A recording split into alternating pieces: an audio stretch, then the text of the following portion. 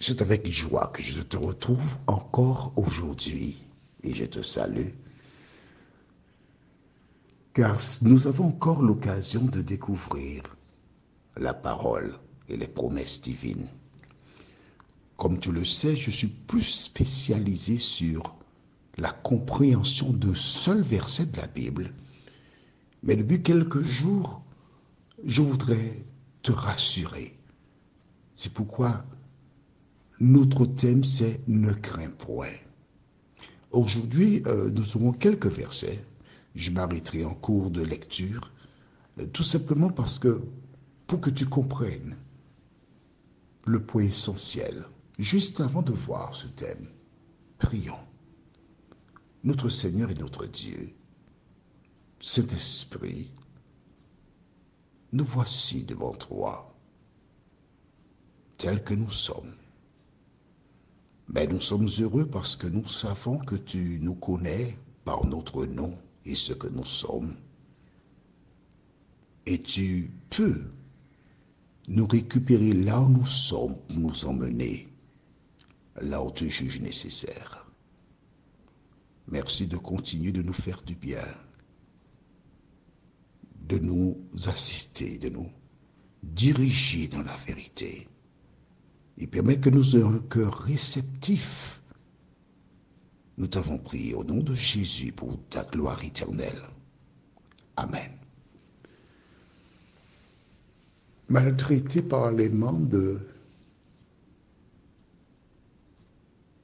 sa communauté, Paul fut arrêté, jeté en prison.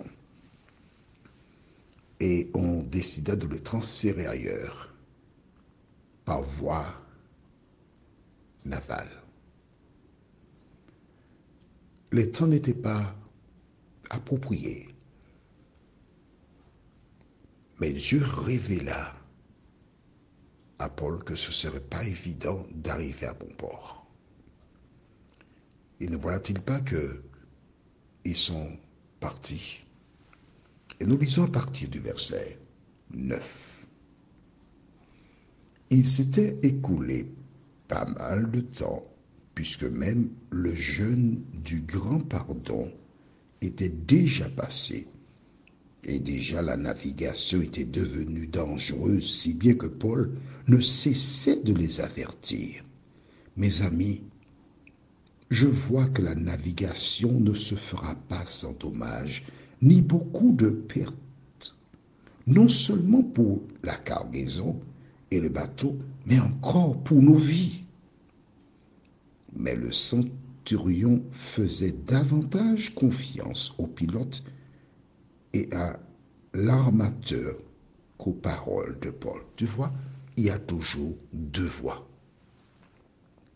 Dieu qui montre et qui donne à Paul une information, disant que ce sera dangereux.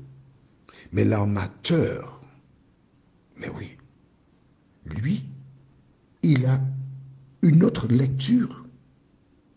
L'armateur dit au contraire, mais non, il n'y a aucun problème. Le pilote, il n'y a aucun problème.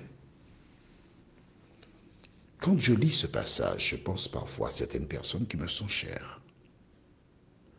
Des personnes qui écoutent les audios et qui, malgré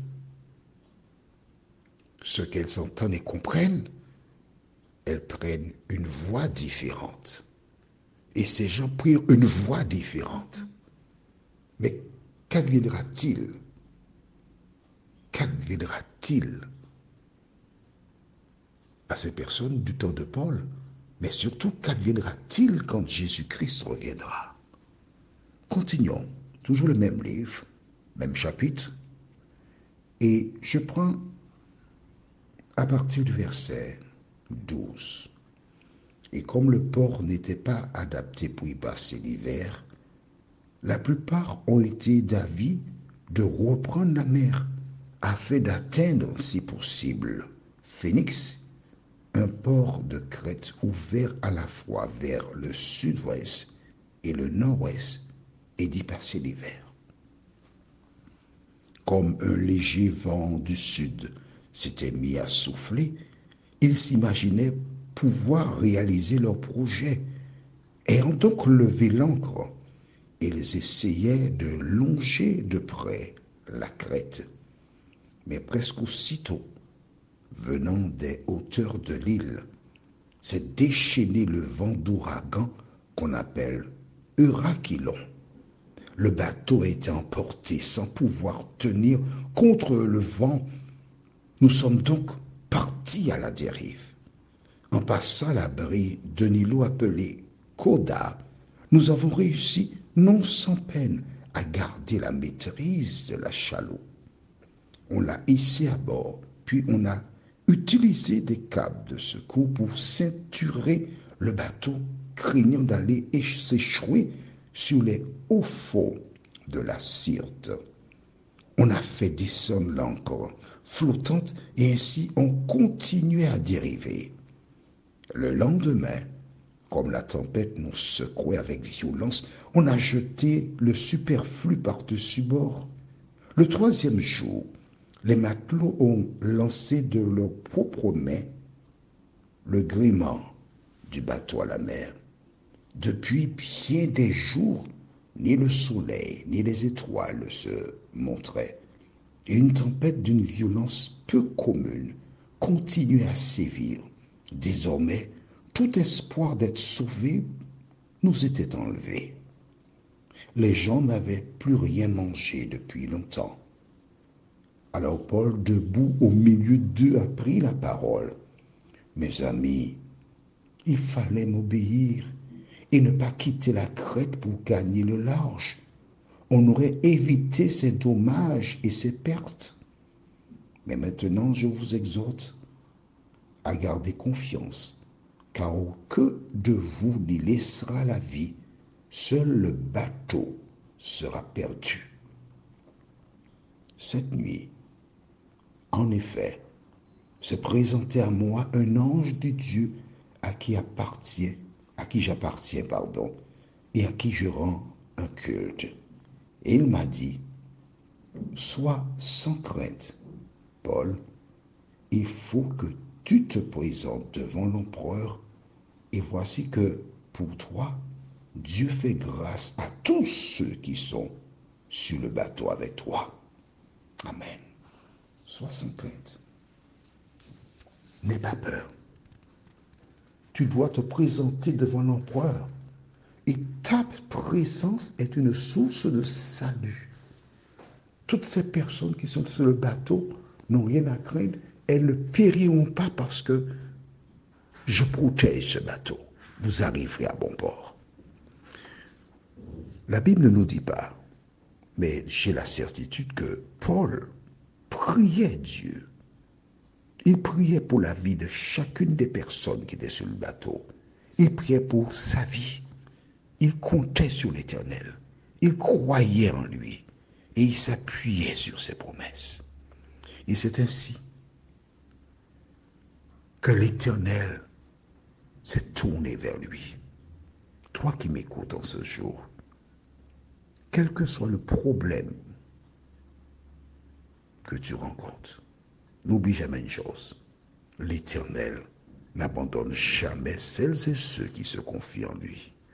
Alors confie-toi en l'Éternel, mets en lui ta confiance et il agira. Prions. Notre Seigneur et notre Dieu, grande est notre joie de savoir que tu veilles sur celles et ceux qui se confient en toi. Grande est notre joie de savoir que quelles que soient les épreuves, les difficultés que rencontre ton enfant, tu te tiens toujours à ses côtés pour le protéger. Alors que cette journée est amplement entamée, Seigneur, permets que celles et ceux qui passent par des moments difficiles tournent leur cœur vers toi, leurs pensées, et viennent découvrir combien tu es bon pour tes enfants. Merci de nous entendre, de nous accompagner, de nous faire du bien. Nous t'avons prié au nom de Jésus et pour ta gloire éternelle. Amen. Que l'Éternel continue de te bénir et il me tarde de te retrouver demain, si Dieu nous prête vie.